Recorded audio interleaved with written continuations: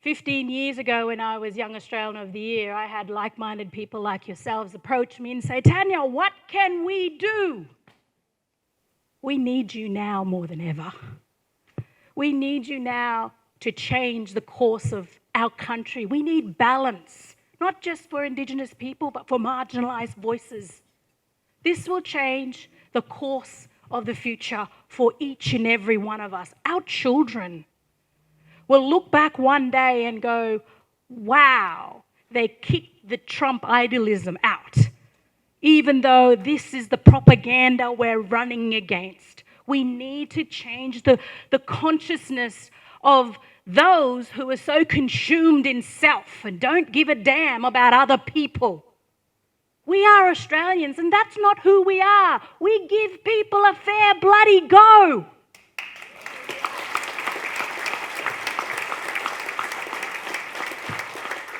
I live in the community. I live with my mother in Kowanyama. I spent the last 2 weeks in 4 funerals, one in Arakoon just recently for my younger brother.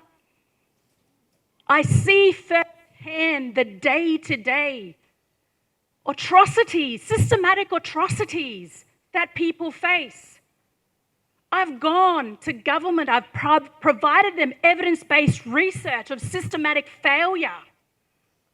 Our children are being passed through the system, reading and writing at a year 3 level. I didn't know this at 23 years old when I was Young Australian of the Year and stepping in this space. I'd gone and done a master's in public policy at Sydney University to understand the systems that hinder progress. I'd gone back out. I'd looked at education, training and/or employment to try and re-engage young women.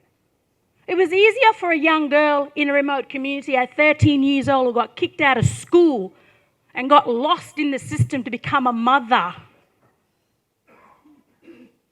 It's so much easier for them to do that rather than for us to take responsibility and provide them the basic, essential and human rights like a right to an education in order to arm this girl and accept her Aboriginality and her diversity that she brings to Australia and the intelligence she brings to the workforce. Was so much harder. I just got a text last night, another kid died from Kowanyama. We had 5 deaths just in the last 3 weeks. A lot of it health related, but this one died of rheumatic heart fever. Something that's been eradicated. But yet we call ourselves First Nation, First World country when we can't even eradicate a disease that's only in third world countries? Where's our bloody federal minister outside down in Canberra talking about the need to actually eradicate rheumatic heart fever, and we've got young kids falling dead whilst playing football because we can't get that right? I just wanted to give you an insight on the ground. There are some other Indigenous people who are anti-no. I get it. I get it. They don't trust the bloody government. But this is not about the government. This is about you, the people who choose the government. As both of these ministers said, if we don't like them, we get rid of them.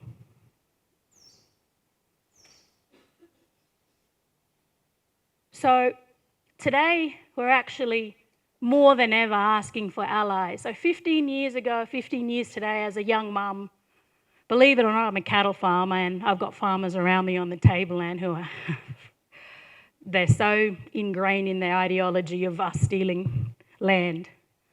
And again, it's the if you don't know, vote no campaign.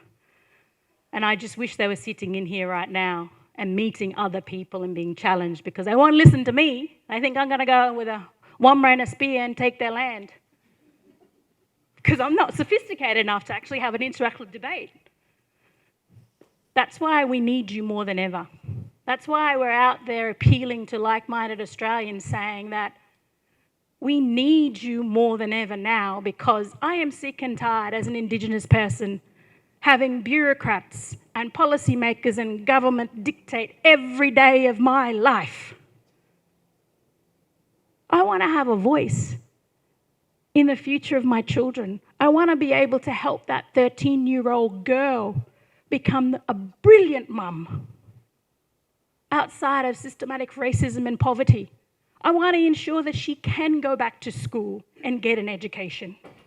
I couldn't find a program to re-educate young mums. There were programs for asylum seekers outside that the federal government was paying for them to learn basic English, but I couldn't find any program to educate these young women who missed out on years, even though English is their third, fourth, fifth language. Wouldn't it be even better if they would have sat in with the asylum seekers to be able to learn and engage? Again, we are a multicultural society and that's what we were pushing for, but funding hindered that. Policy and processes hindered that. I just want to say in 6 weeks' time from now, please really consider what Australia will look like. And it is more than ever now that we are and have always given people a bloody fair go. And we just want balance in our own country. Thank you.